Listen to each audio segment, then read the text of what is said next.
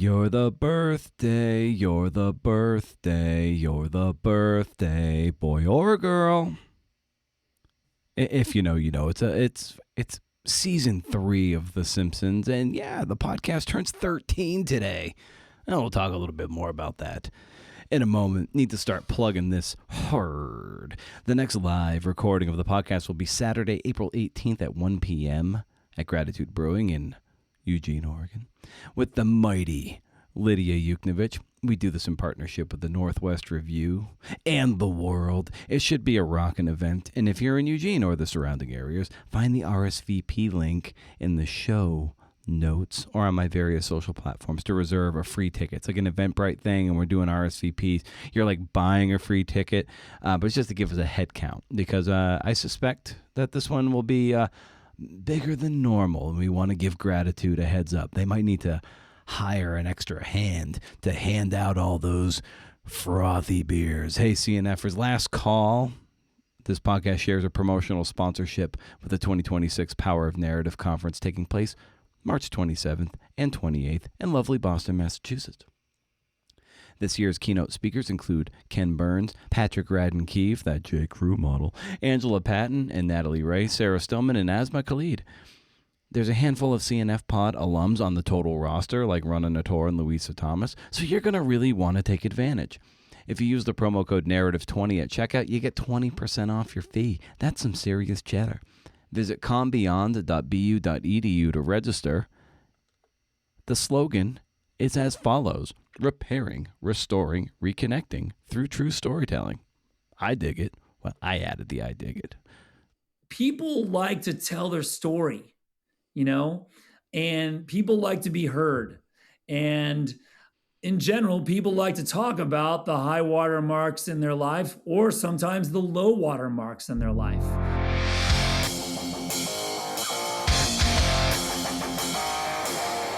Oh, hey, CNFers, like I said before, it's the 13th birthday of the Creative Nonfiction Podcast, the show where I talk to tellers of true tales about the true tales they tell, the art and craft of telling true stories. It was born on March 20th, 2013. I was about to just go into some like really grody, gross birth metaphors. We're not going there.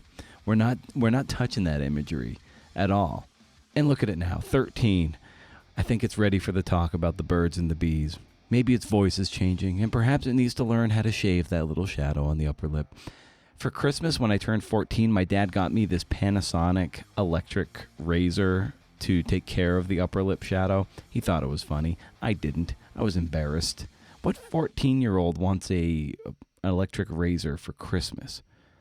Not to brag, but I shave like once a month now.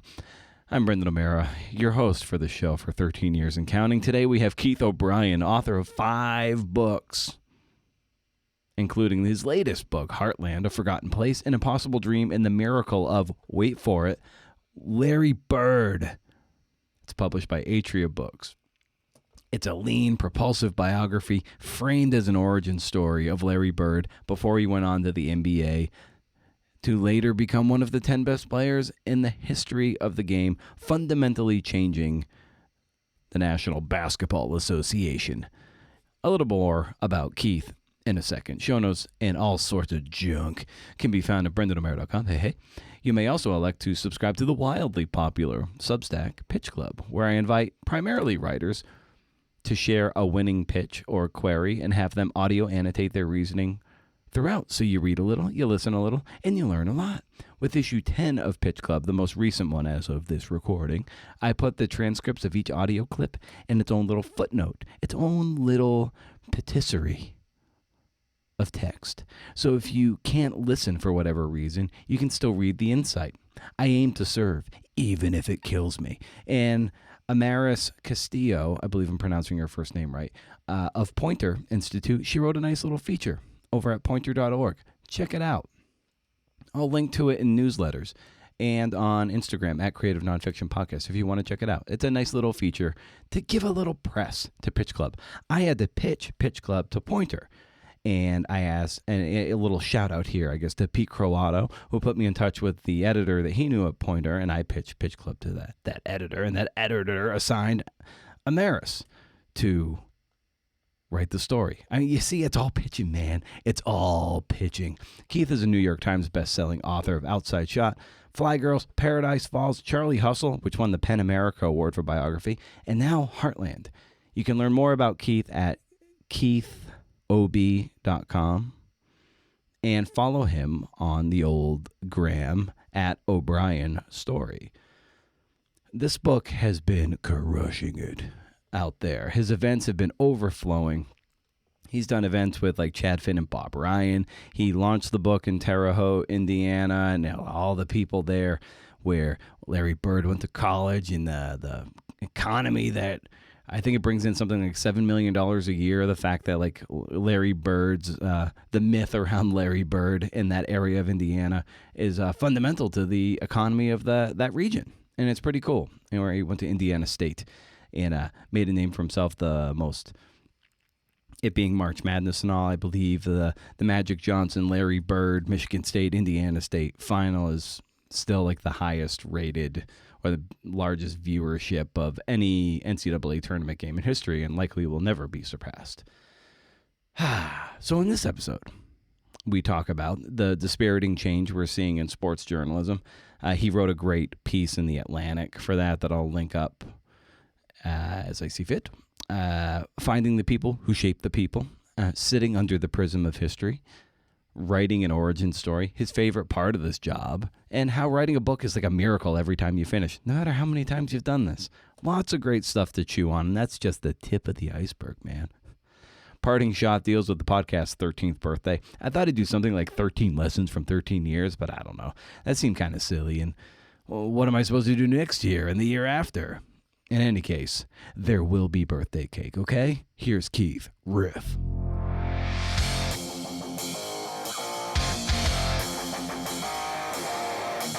Am I allowed to swear, by the way? Oh, yes. Oh, okay. Are you just fucking insane? Just kind of a sloppy person. No, I'm still such a fuck up. I'm going to be a fuck up probably for the rest of my life. This is going to have to interest somebody somewhere other than me.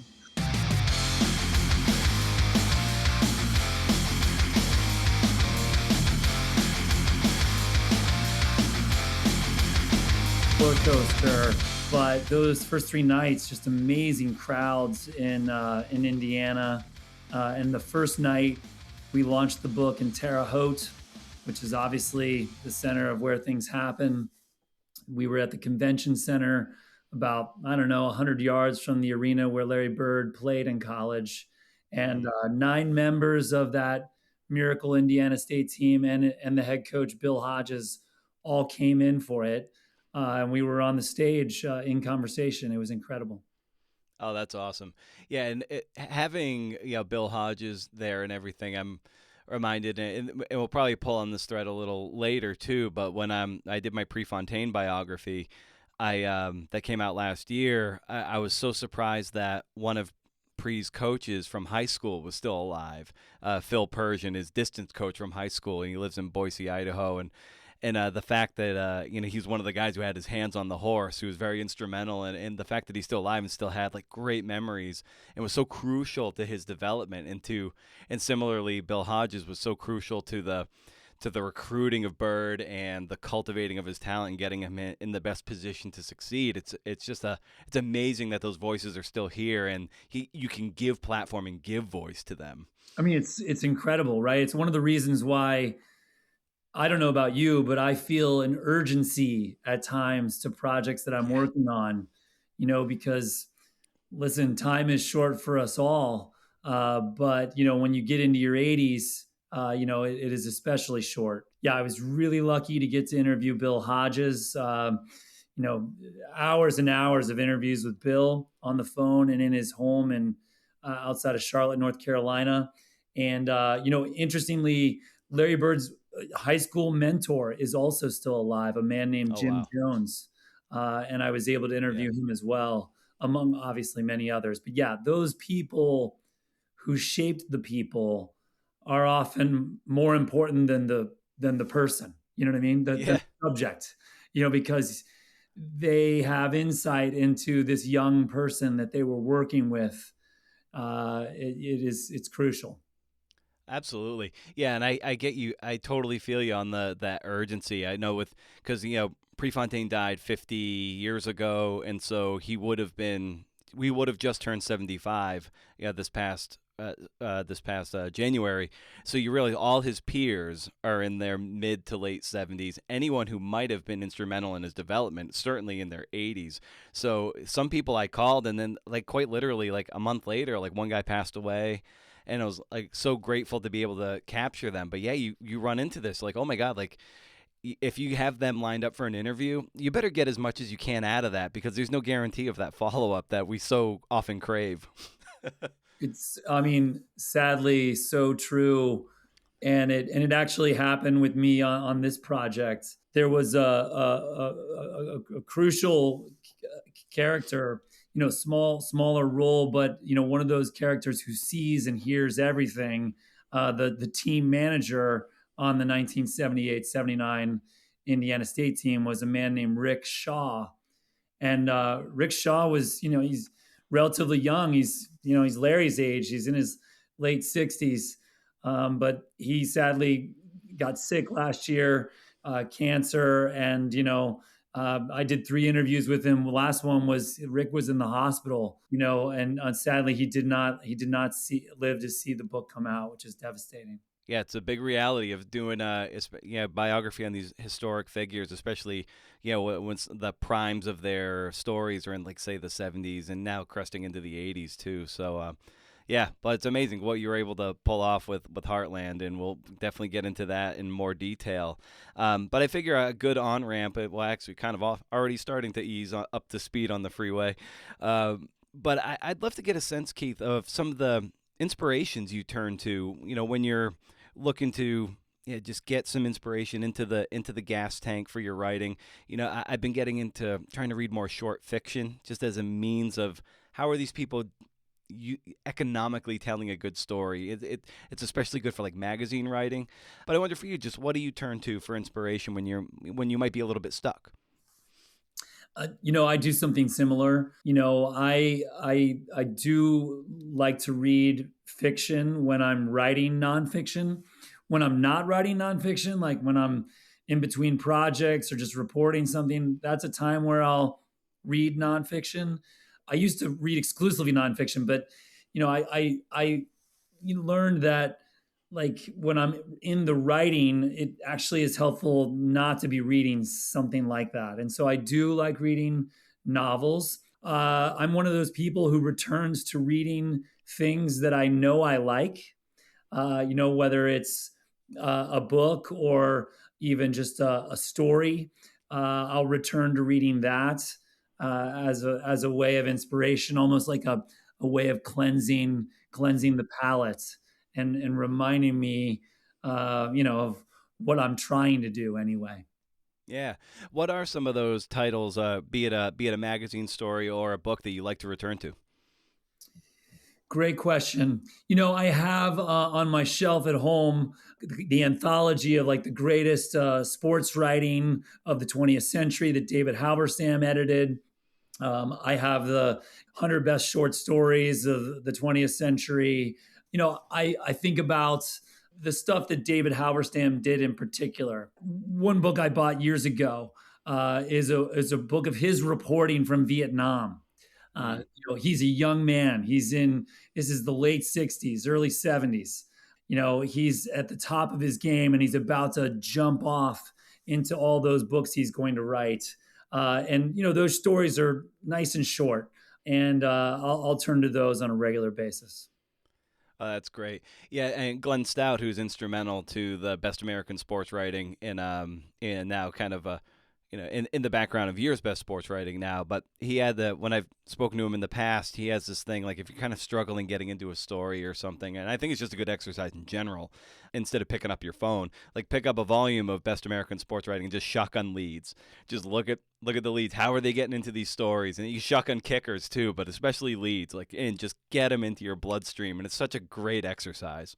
That's great. I love that. I love Glenn. All of those tomes are amazing. But I like that term, shotgunning leads. I'm gonna use that sometime. I know it's great.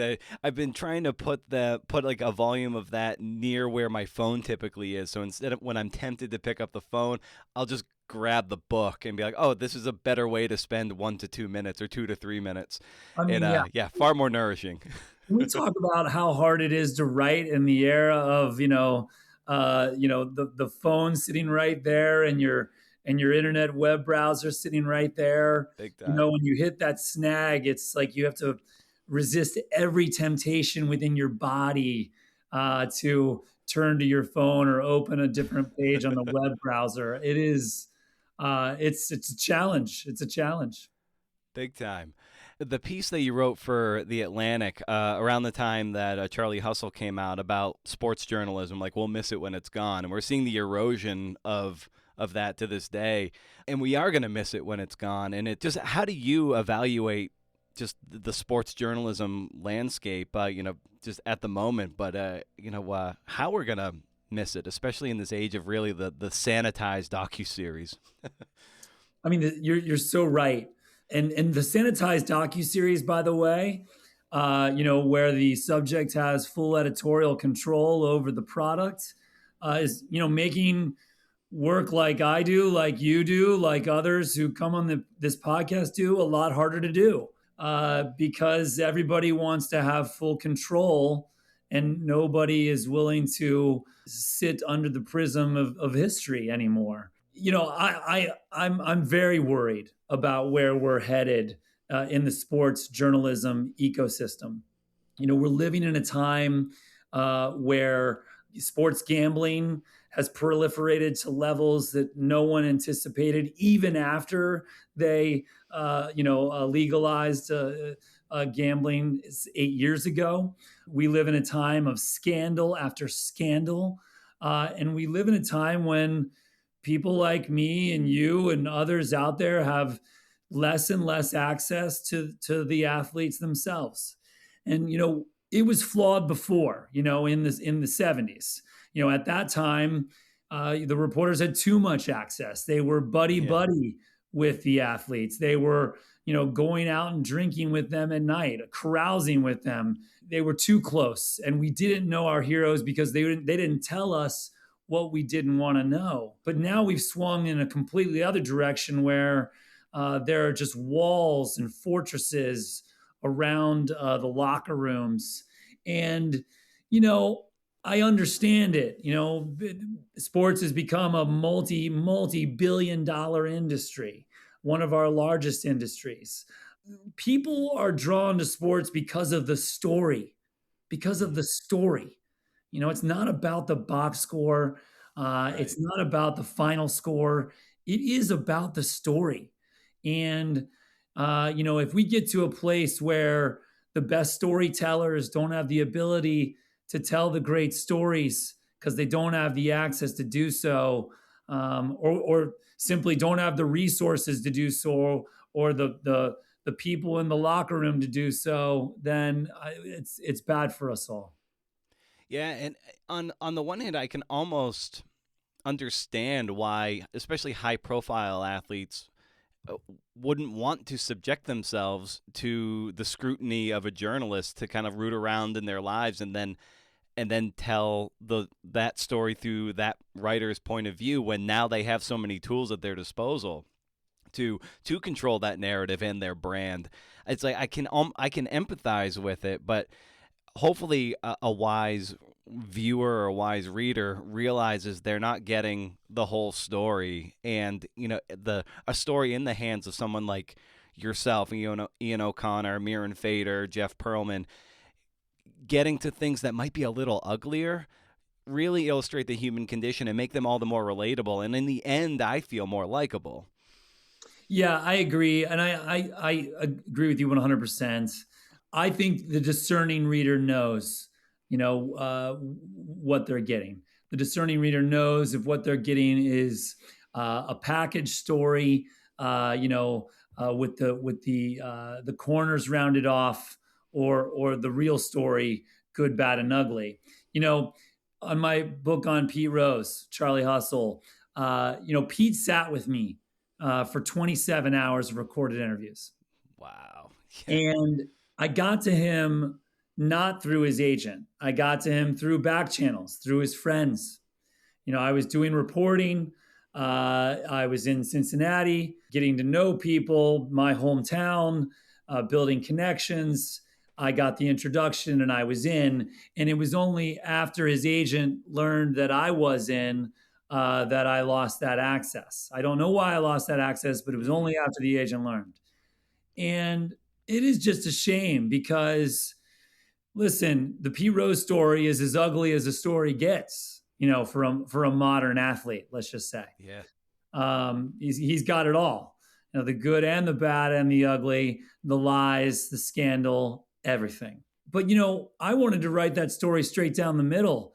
And, I'm going to write about all that. I'm going to write about the highs and the lows, the glory moments on the field, the tragedies off of it, and let people come to their own conclusion. And I think, the consensus clearly, based on the feedback I've gotten in the last 2 years, is it achieved its purpose. Pete is better off for having that book having been done and for having participated with it, even if he wouldn't have liked everything that was in it. Because I get emails from people who say, all these years, I supported Pete Rose and I loved him and I thought he should be in the Hall of Fame. And now I read your book and I'm not so sure I think so anymore. But I also got emails from people who said, all these years I've hated Pete Rose and I didn't even want to read your book. And I thought he shouldn't be in the Hall of Fame, but I read your book anyway. And now I sort of think he should be in the Hall of Fame. I think all of it is better for the subject himself. And also getting to the point of the agent kind of blocking your access, thankfully far later in the process than earlier in the process. So often with these prominent figures, though, like if they elect not to participate, they can start running interference, and that's well within their right. But that it also creates a major headache for you at the helm of this to try to get the good stuff. So like how have you navigated that where maybe a central figure is starting to run interference on the people that you would like to talk to? It's all speculation here. I do believe it happened a little bit on Charlie Hustle. When Pete shut down on me, I was still fairly early in the reporting, maybe only 6 months in. It was a challenge after that at times. I will say on this book, on Heartland, while Larry Bird did not participate, he didn't throw up any roadblocks. I did interview, his entire college team, some of his closest friends. I mean, people who are texting him today, right now. So, at least as far as I know, he himself didn't throw up any roadblocks. Yeah. And when you're approaching Larry Bird as a subject, is he your first outreach, your first email to say like this is what I intend to do? So he wasn't, because I was trying to do something a little bit different here. I was trying to tell an origin story of Larry Bird in the 1970s, wrapped around this enduring miracle of his 1979 Indiana State team. Many listeners will know, Indiana State and Larry Bird play Magic Johnson and Michigan State in that epic championship game in 1979. And because of how that game ends, you might think, well, to take the Indiana State angle is less interesting. But I had learned early on that there were some things that happened after that game, the Bird Magic game, unrelated to Bird and Magic, that are just so powerful and so incredible that that's really where it started for me. And so my first calls actually weren't to Larry or his agent, but what were to members of the Indiana State team, guys I knew I could get to, because I wanted to flesh it out a little bit and figure out, can I write an origin story that really ends in 1979 and everything else is epilogue. And in order to do that, I needed to know the other characters a bit better. And so what I did first for a couple months actually was talk to the players on the team. And it was only after I had a a critical mass of those players on board, that I reached out to Larry's people. Mm-hmm. And a lot of those people on that team, they were, great for their time, but a lot of them didn't, become super famous players. Obviously, like really none of them by and large. So finding those people can be kind of hard. So how do you find, the people that aren't super famous so you can, start building up that roster? It's honestly my favorite part of the job. I love tracking people down. I love finding people. That first call is sometimes a little weird. If you're introducing yourself, they don't know who the hell you are, what you're calling about. But I really love it. And here's why. And I know you've had this experience. People like to tell their story, and people like to be heard. And in general, people like to talk about the high water marks in their life or sometimes the low water marks in their life. And so it's my favorite part of the job, tracking people down and calling them and asking them about a moment in time or a season in time or a time in their life from long, long ago. Yeah. Yeah, I had an experience with that with one particular guy who had beaten Prefontaine in high school, who'd never been on the record with anybody in the intervening years of Prefontaine lore. And I just kind of tracked him down because he had this funny anecdote of having slapped Prefontaine on the ass and saying, like, show me something, Prefontaine, in a race. And then Steve just took off and kicked the shit out of him in that race. And it was just like, oh, cool, can I find this guy? Is he still alive? Are these phone numbers I'm tracking down on Fast People Search or White Pages, like, are they going to work? But I tracked him down, and he was like, to your point of like wanting to tell the stories, like no one had ever interviewed him ever, and he was just so tickled to like play some small part in like that Prefontaine story. And to me it was a huge part and such a cool story that had never been really excavated before, and like that's where the real juice is, isn't it? It is. And your story reminds me of a scene in my book. In that miracle season 78-79, Indiana State's gonna go undefeated, and just roll on. And it comes out of nowhere. You would think it wouldn't because it's Larry Bird, but nobody projected this team to be good. Yet the most important moment in that season comes late in a game in February 1979 after Bird is fouled out. He can't help them anymore. It's the only time he fouls out in his college career. He's on the bench. They're losing at New Mexico State. It's the largest crowd to ever attend a game in Las Cruces. They're about to take down Larry Bird and end the undefeated season. And there's a guy going to the line with 3 seconds left for the New Mexico State Aggies to shoot the front end of a 1-and-1. His name is Greg Webb. If Greg Webb makes the front end, the Aggies go up by 3 with 3 seconds to go. There's no three-point shot yet in college basketball. This game is over. Webb misses the shot. Indiana State grabs the rebound, flings it up the court, half court buzzer beater. It goes in, goes to overtime. I think we know where this is going. Anyway, I tracked down Greg Webb, and he was hard to find. As you know, it's harder to find people with ordinary names. Gregory Webb in his 60s, and I don't even know where he lives, is a hard person to find. And it took a while, but I did track him down. And, these days he's an assistant principal at a middle school in Oklahoma City. And it's hard to call someone and talk about the lowest moment in their sporting life potentially. But when I found Greg, he was thrilled to talk because he told me this. He said, Bird and Magic get all this, attention and credit for starting March Madness. He's like, I think I started March Madness. He said, if I make that shot, Indiana State loses. They drop down in the polls. Maybe they continue to lose because they were on this heater of a streak. Momentum is real in sports. And so he's like, I think I deserve some credit here. And it's an interesting theory to think about. Yeah, because then if they lose, then maybe their seed drops. Then maybe they end up on the same side of the bracket as Michigan State. So if at the most, maybe they meet in the Elite Eight or the Final Four of that time, and they don't meet in the final, and it doesn't have the same pulse that it ultimately had. There were only 40 teams in the tournament back then. You know, they Yeah. only took 2 teams from the Missouri Valley Conference, which is where Indiana State played.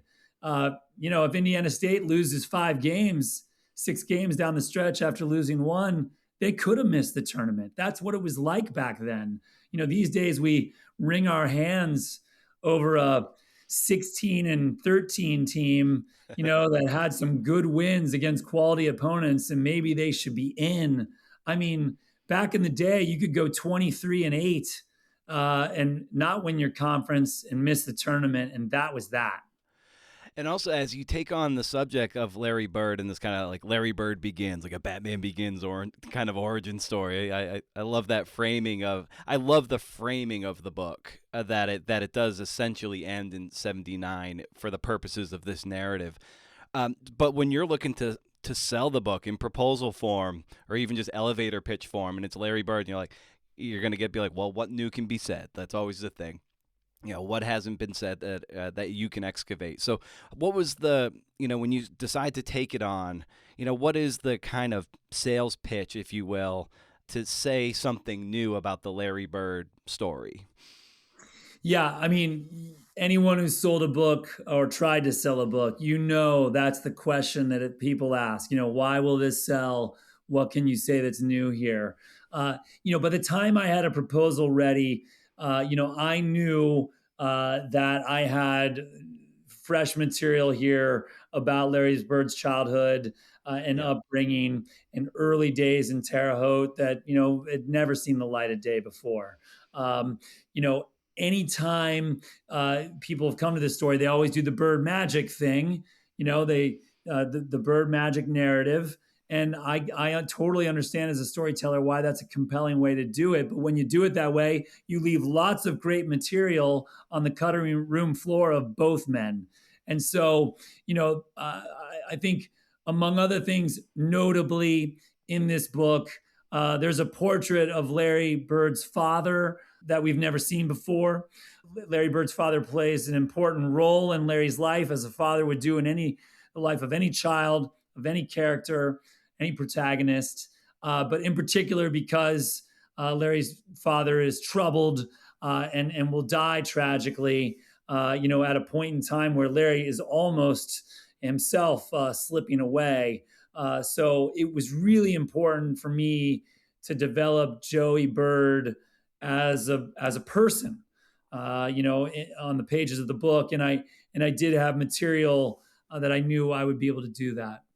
A person where you give him more life than he's had before, or someone who has been so defined by his death in the Larry Bird story, like giving him a few thousand words or like a chapter of ballast and understanding about him going away at war and coming back with clearly with PTSD that affects the trajectory of his life. Like that's what you do so well with this story, and it's certainly one of those things where this is a selling point in the Bird origin story, that you could flesh out that story.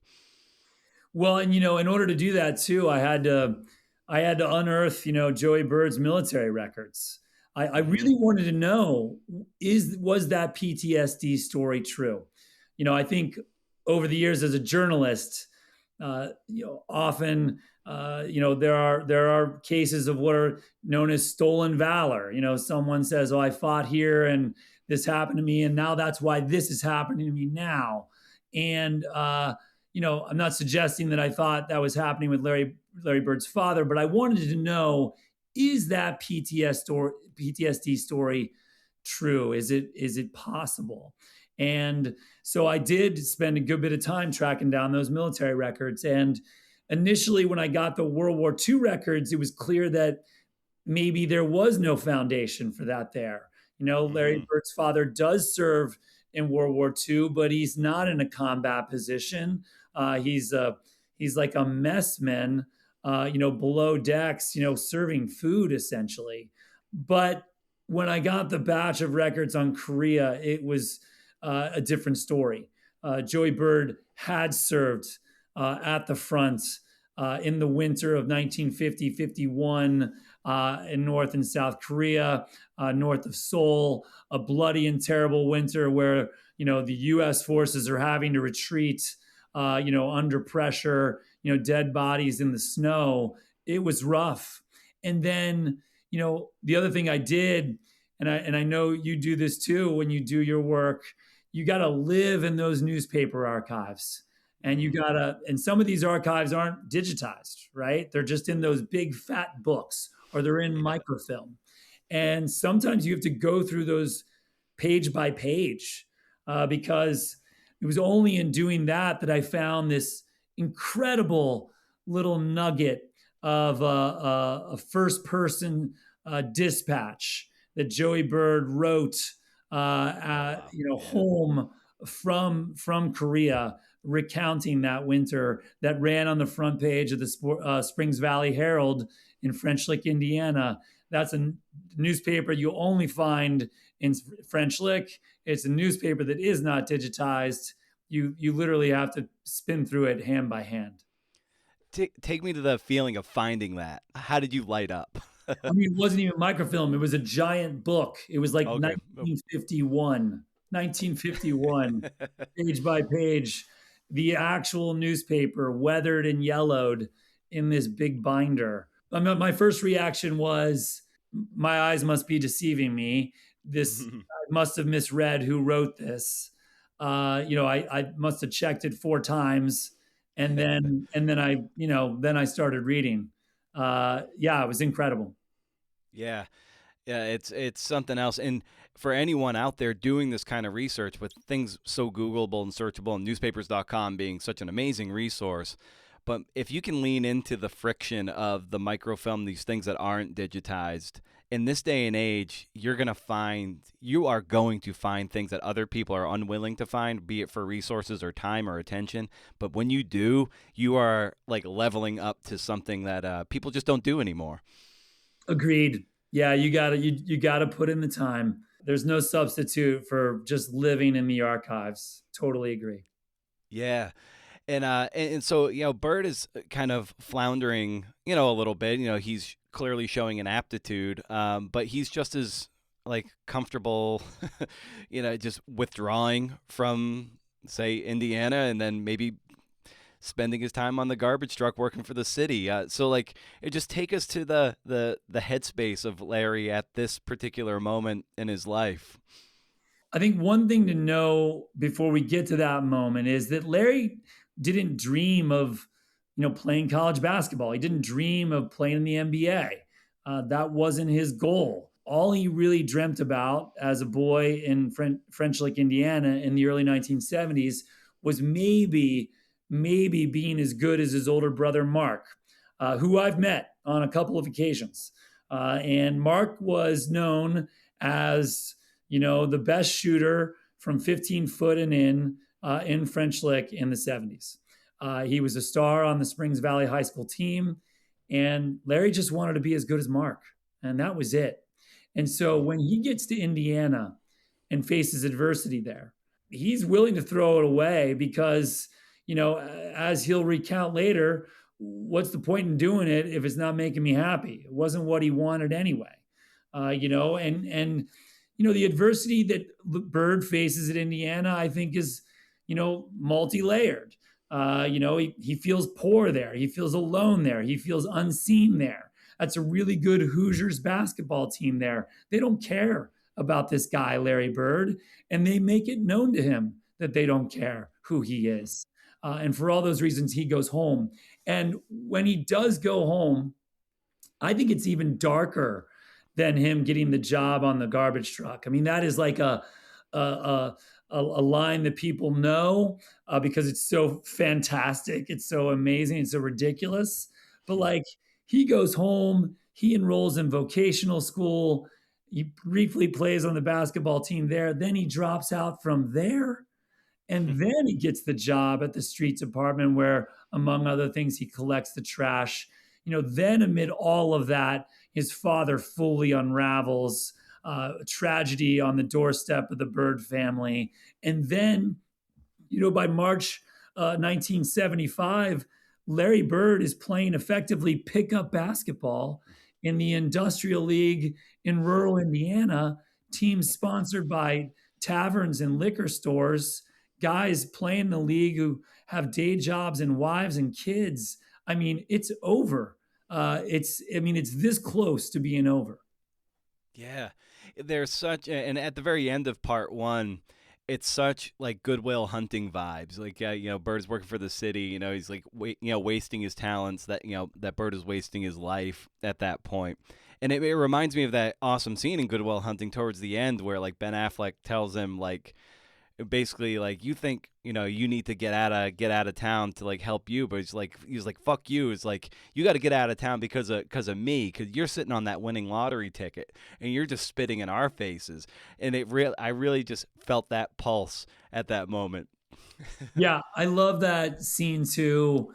He's quit the team. Larry has the vocational school team, Northwood Institute it was called. He's working on the trash truck.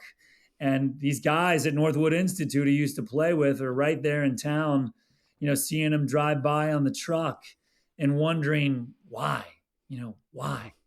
All of those guys would have killed to play for Bobby Knight. They would have killed to gotten a scholarship to go to Bloomington. Here they are just fighting to stay alive at Northwood Institute, and Bird's walked away from that too, riding the truck. It is incredibly cinematic, really. Yeah, and at one of the epigraphs of the book too is with Jackie McMullen's really espousing Bill Hodges for really why we know Larry Bird to this day. And like, if it wasn't for him, we don't have Bird.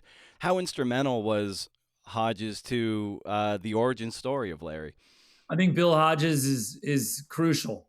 Bill Hodges is a down on his luck journeyman assistant coach at Indiana State in the spring of 1975, newly hired there. He's on his third job in 3 years. His career is not moving in the right direction.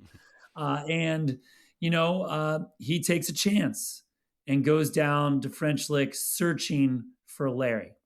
Now, to stop there and think about that for a second, in 2026, a talent like Larry, even in a place like French Lick, would have a team of people around him, handlers and agents. No one would be going looking for a kid like that today. He would be playing in showcases. He would be set up by his team, his handlers. Here's Bill Hodges literally driving the streets of French Lick looking for him. And he does find him. It's something inside Bill that connects with Larry. Bill is from rural Indiana, just like Larry. He's baled hay and grown up poor, just like Larry.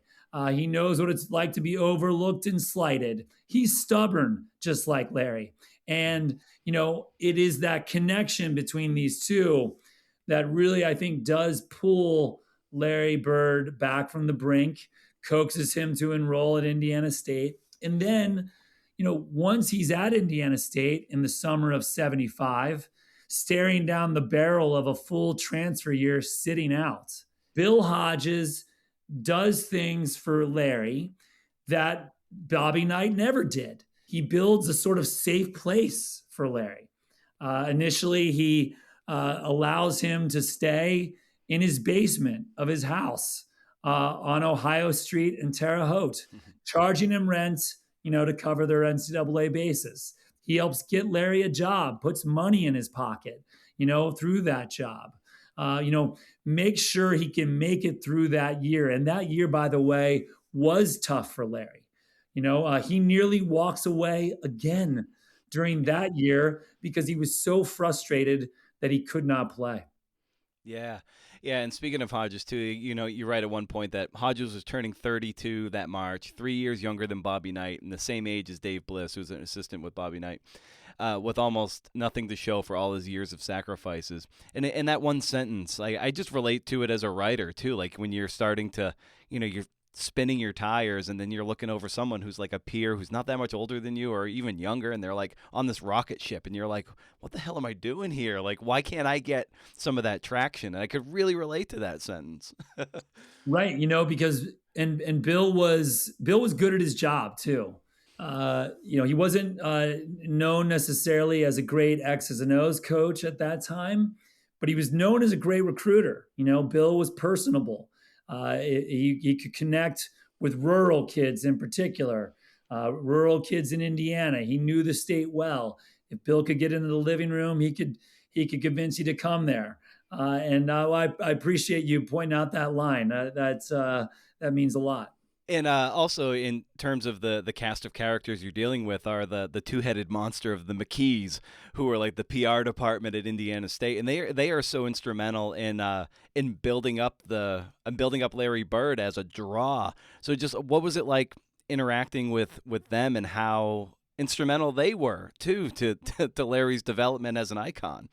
I mean, I always feel like with a book like this, or like Charlie Hustle, again, some of the most valuable sources aren't the stars. They aren't necessarily even the players. They're the people who are just there, in the room doing the work.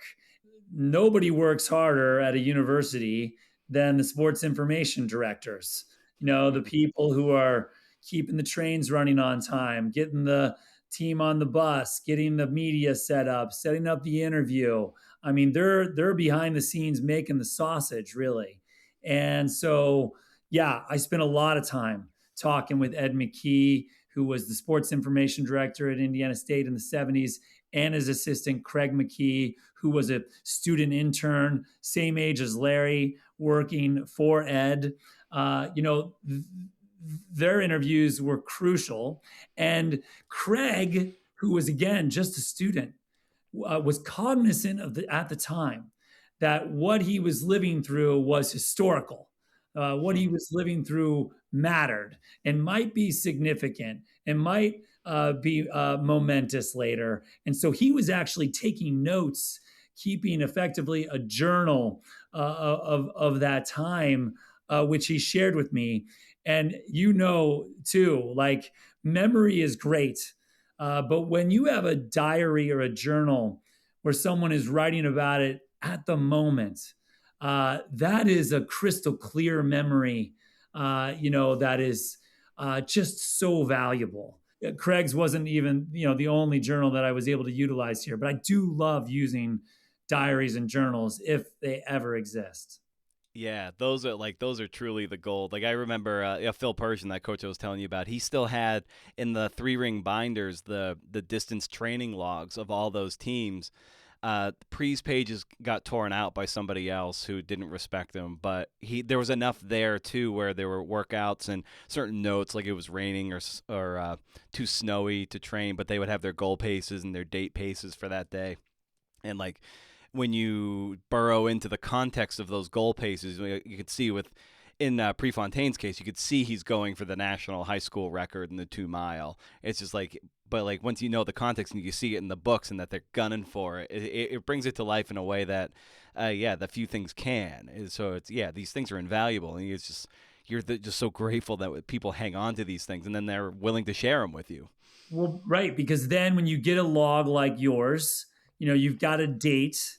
The workout was in the morning, and then you can go to the newspaper and figure out what was the weather in the morning that day. Oh, it was misty.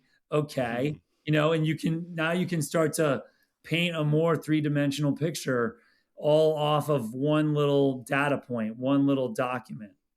Yeah. And with the McKees, it's they had the headache too of dealing with Bird because he was not media friendly at the time, and just for people who might not be aware of how reticent and introverted and sometimes outright rude Larry was, just paint a picture for us for what he was like at that time. Well, so for the first couple of years he's at Indiana State, no one cares that he's there. He's a great player playing for an insignificant team, and no one cares. But in late November 1977, Sports Illustrated puts him on the cover of the magazine, a huge deal in those days. There's no real story with that cover. It's the college basketball preview issue. So Larry doesn't have to sit for a long interview or anything, but he does have to sit for a long photo session, which he hated. And that cover, that photograph and cover, and then Larry's performance after that in the first 6 weeks of the 77-78 season forces, Sports Illustrated's hand. Now they start sending, some of their big writers to go to Terre Haute and tell his story.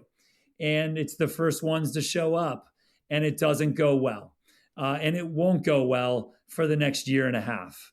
Larry doesn't want to talk about the past. He doesn't want to talk about his personal life. He doesn't want to talk about his family. He doesn't want to talk about his dad. And, he doesn't want to talk about other things that's going on, namely, that he's been married. He married his high school sweetheart, got divorced, that they had a daughter together, that, he's still, arguing over in court. He doesn't want any of that, to be in the papers, in the magazine. But of course, once the national spotlight is on him, because it is such a great story, it's inevitable that it all comes spilling out. And with each, item that comes spilling out, Larry shuts down even more. And so he's at war with the press. The press is at war with the McKees. The McKees are at war with Larry. It's just, a big boiling cauldron of tension there underneath, the surface of this incredible underdog story. Yeah. And Prefontaine was on the cover as a freshman at the U of O on June 15th, 1970. And, in the book, to Matt Harper, my editor, and I were like, you really need to slow down and meditate on this and remind the reader of how important it was to get on the cover of Sports Illustrated, how you go from maybe a fringe sport to suddenly you're in the mainstream. And you do that particularly well, too, with Larry getting his cover shoot. So maybe just like paint that picture of just and put it in context of how important that was at that time of sports journalism and college athletics. Right. Yeah.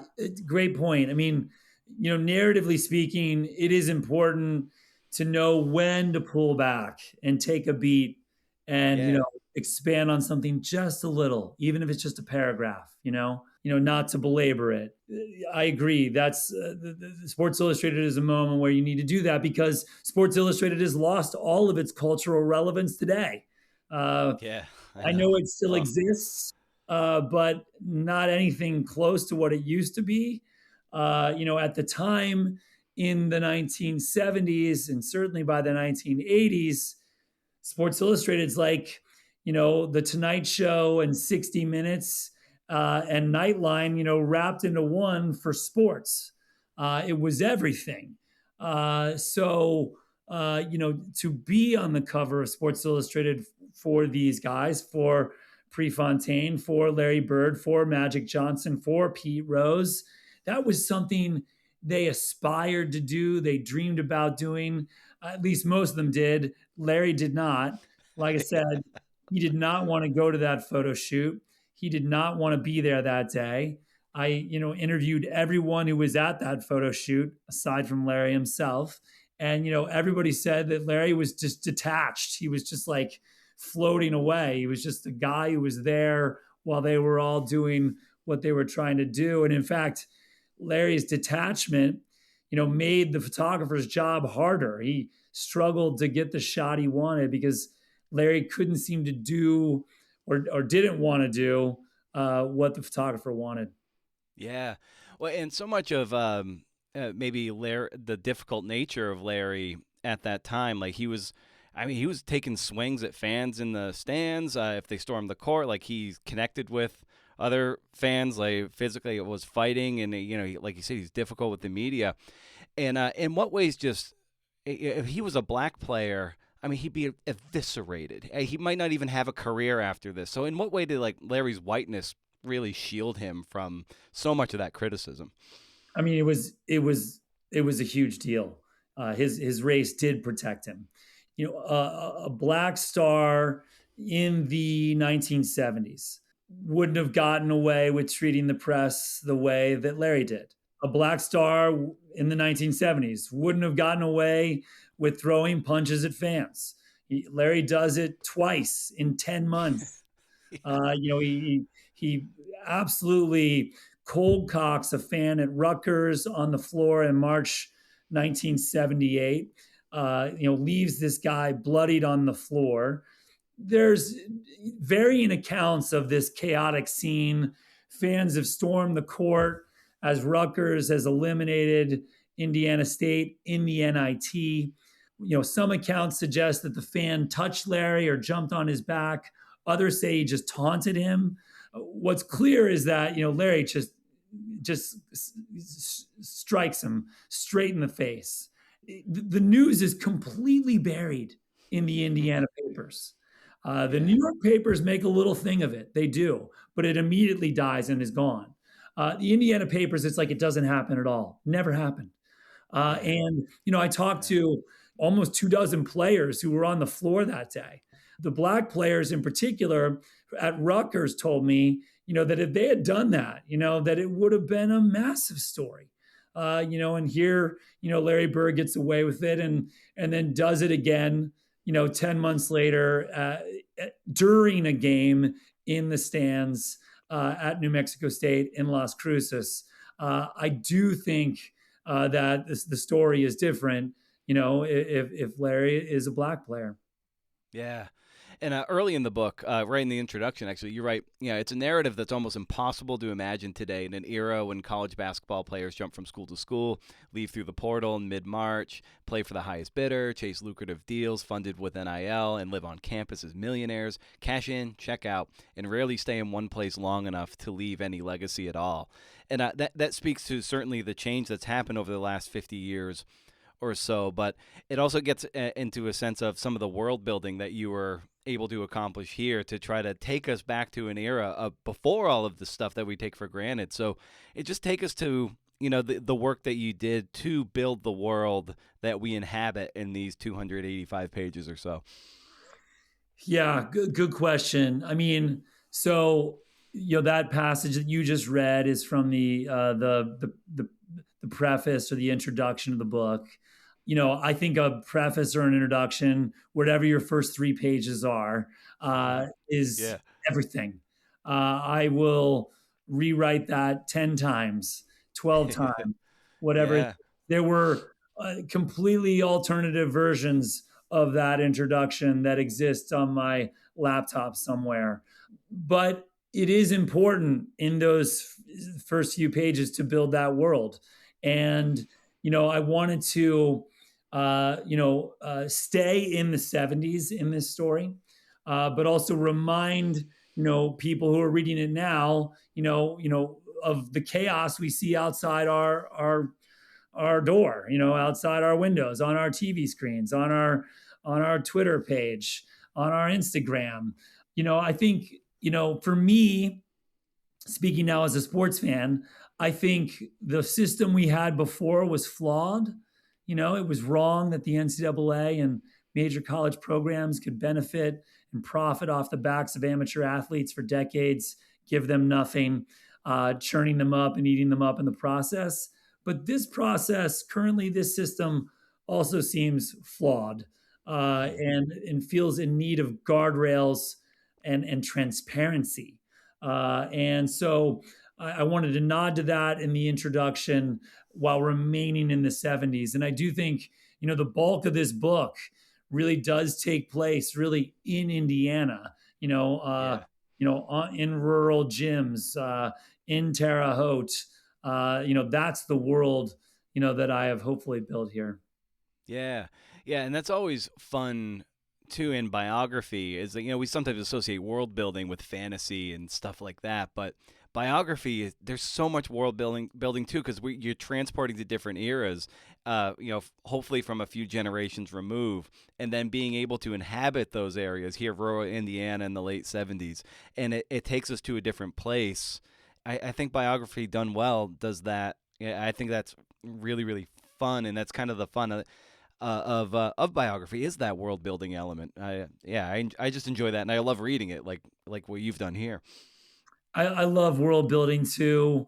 And, that really, I think, is a product of the work, going to the place, living in the archives, living in the newspapers, digging up the documents, getting to know the characters, beyond the interview, if they're still alive. I think all of that stuff that you're gathering on the periphery, helps you build that world. Yeah, seeing the headlines on the front pages of those newspapers, be like, oh, this is what's going on too, and they're not immune to that. Like that's the same way that the headlines of today are affecting us in our bloodstream as we try to go about our days and our work. It's like the same thing was happening for them in the 70s. Well, whatever might have been going on, post Watergate and all this stuff, all that fallout, and yeah, so that's in their bloodstream too, and definitely informs their character at that moment. It's a great point, and it made me think of something. Anybody who writes a sports book with social or cultural relevance and transcendence in the early 2020s, say 20 years from now, will be bringing in that world building stuff of, the Trump administration and these turbulent times we're living in. I mean, all of that stuff will live in the background of a Caitlin Clark biography 20 years from now, or a Patrick Mahomes biography 20 years from now. And I think that's what makes a biography with a bit more distance more powerful than one written in the moment too. Yeah, and we're gonna have to be like transcribing their Instagram reels because that's probably as close as you're gonna get to those athletes. I mean, seriously, right? It's gonna be. I don't know what's gonna happen. Yeah, exactly. And there's a great sentence towards the end, and this almost feels like what you might put in the introduction to a book proposal too. He made 1979 last forever, at least off the court, and he changed the people who were part of that moment, giving them an afterlife too. For better or for worse, no one who was there in 1979 would ever be able to outrun it. And I really just that distillation right there, this book that made that time, and then this book that makes 1979 kind of this immortal little world. I love that sentence, and I have a feeling like that was kind of what you're building to in so many ways. Yeah, thank you. And yeah, that to me is the most powerful part of this book, the afterlife of this story. Again, we know what happens in that Bird Magic game in 1979. We know that Bird and Magic are going to go on to change and save, and salvage the NBA. To me, what was unknown is that this moment in this miracle season, unrelated to Magic Johnson, just about Bird and Terre Haute and Indiana State, really is like a large rock dropped in a pond, and those ripples go out. And we're talking here in the midst of this book tour. I just spent the last 4 days in Indiana. Great events there, and people coming out. And I got to tell you, I knew this story was powerful, but people were almost emotional about it all these years later. Thrilled to have this story written. And I don't mean necessarily the characters themselves, Bird and his teammates, although some of them were also very grateful and emotional. I mean, fans who came to the book events who wanted to tell me where they were when this thing happened, or where they were when so-and-so hit that shot. And that to me is just the power of a moment. And it was one of the big reasons why I was compelled to write the book. And in the acknowledgments too, your first sentence is that writing a book is like firing up a half-court shot. Even if you've practiced it, and even if you've made the shot before, it feels like a miracle every time it does. This is your fifth book. Just take us to a sentence like that, and just the process of having written a book, and how challenging it is, no matter how often you've done it. Well, I mean, the deal. It's just not easy, and while certain parts of it get easier because you've done it before, other parts don't get easier. And I think some parts get harder because all the problems, all the pitfalls, all the ways it can go wrong.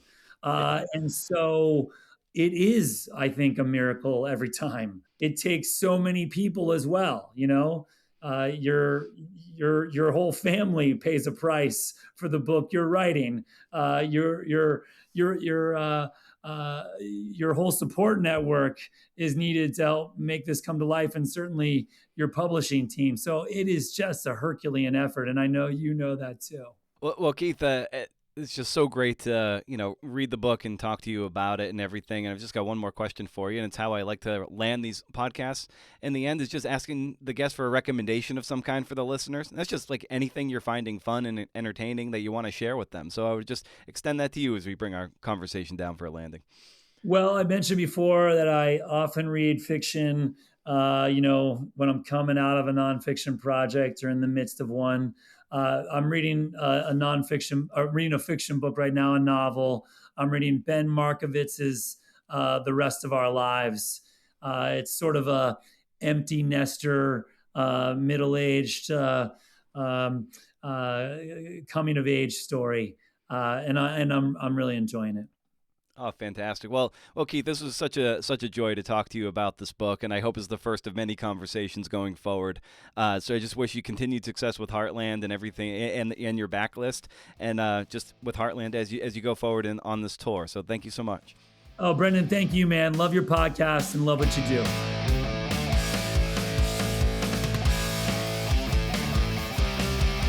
Yes, awesome.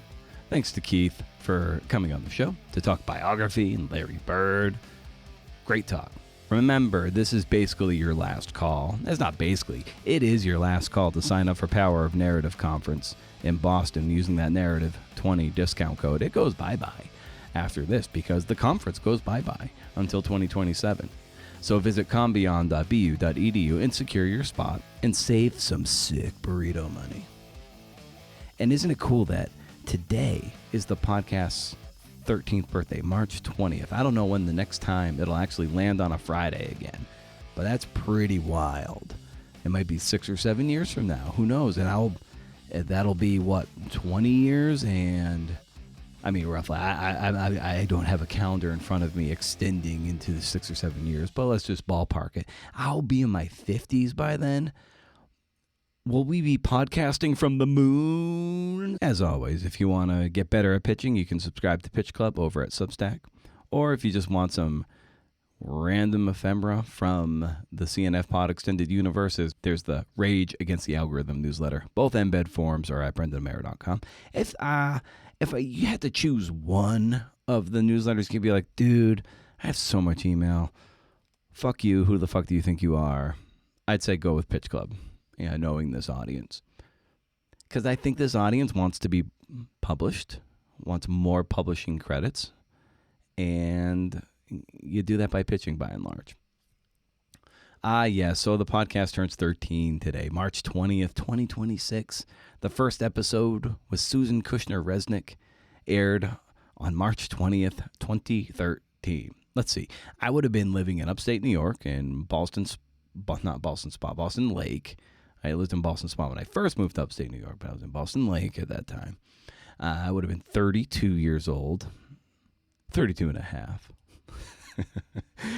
6 Weeks in Saratoga had come out less than 2 years before that. I was writing shitty-ass slideshows for Bleacher Report and covering some local sports for Saratoga Wire, I believe. I don't think they're in business anymore, for like $30 a story before taxes. Another gig I had, the publisher's check started bouncing, and then I eventually showed me like hundreds and hundreds and hundreds of dollars, and I had to file complaints with the Labor Bureau to get my money, and it took a long-ass time. I had no network to speak of. I was supremely frustrated and bitter, having spent the better part of 2010 to 2012 working in specialty running retail while my peers in journalism were making something of themselves, publishing books and getting into good magazines. And here I was, this guy with a shiny MFA and a published book, and wondering how the hell anyone ever makes it as a writer of nonfiction narratives and long-form magazine writing, like my heroes.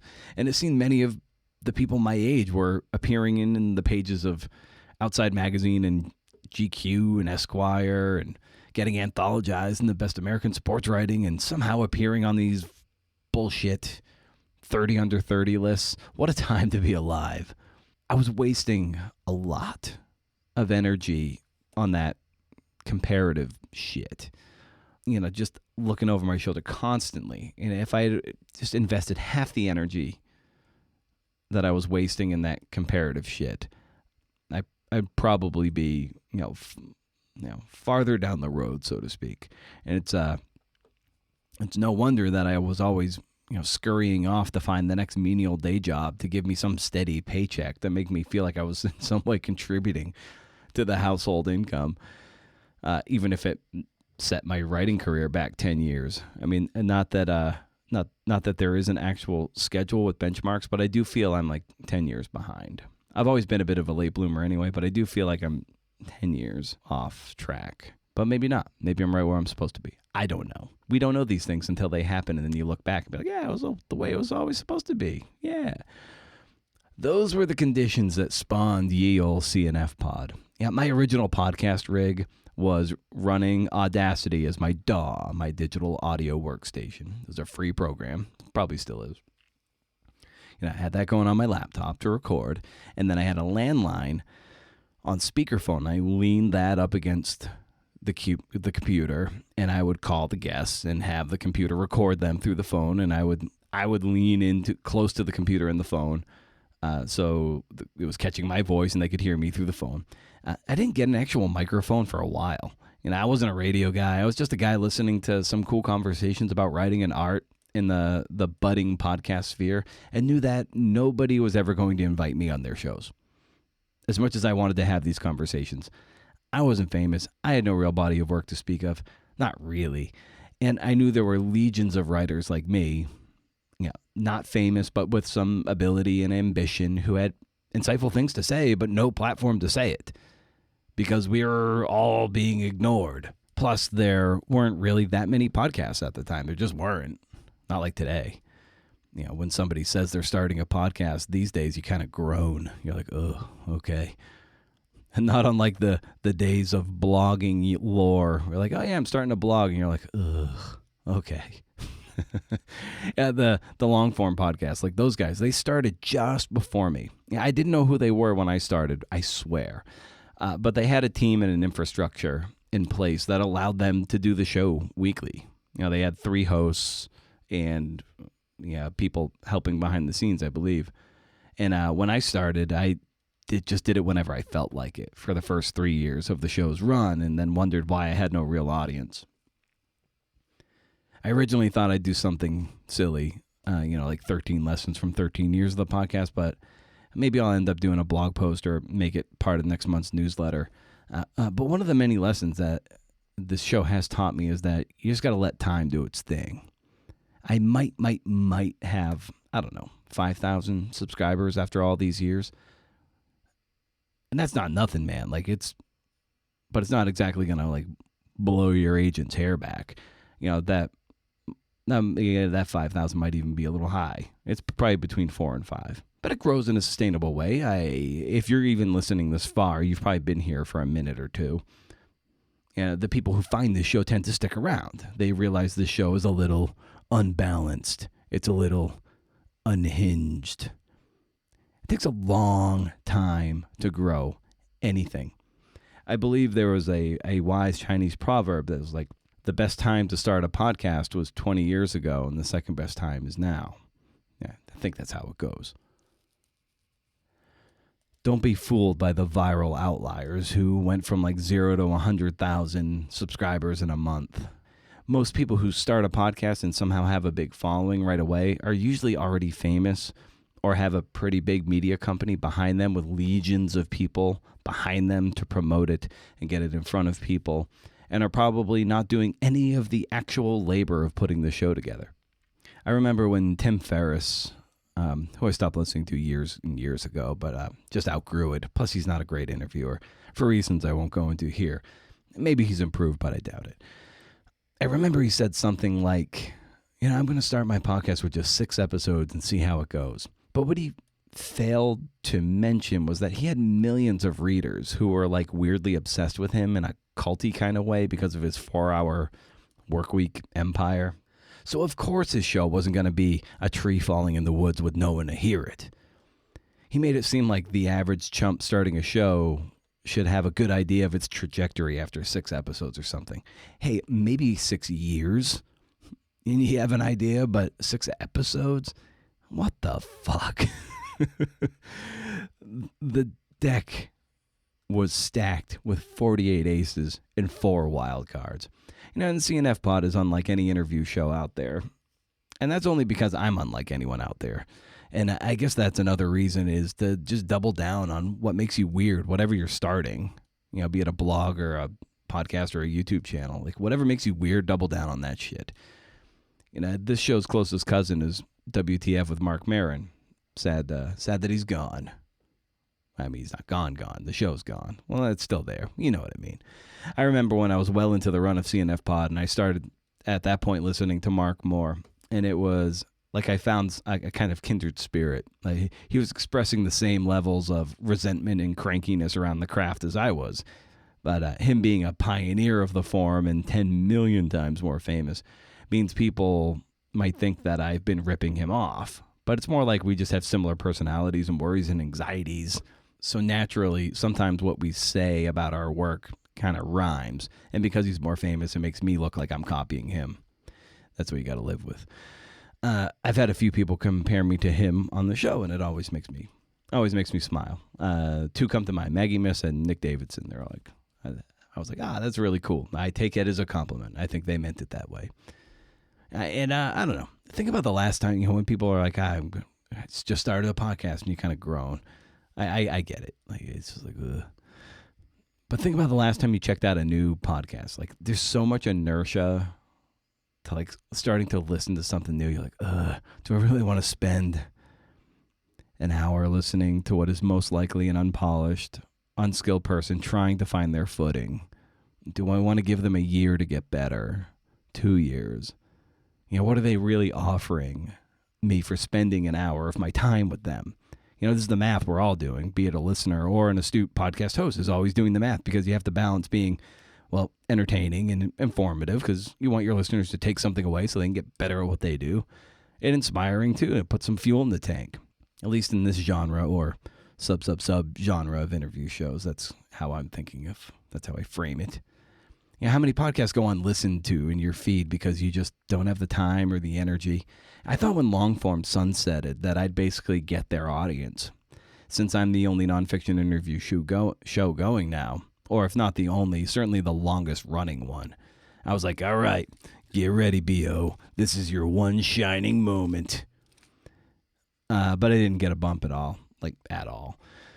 In fact, I'm sure all those long-form listeners were relieved that they didn't have to listen to another podcast or feel guilty for ignoring them week to week, and they just start coming. It's like New Yorkers that just keep landing in your doorstep, like, oh my God, I haven't even read a comic out of this New Yorker, and here comes another one.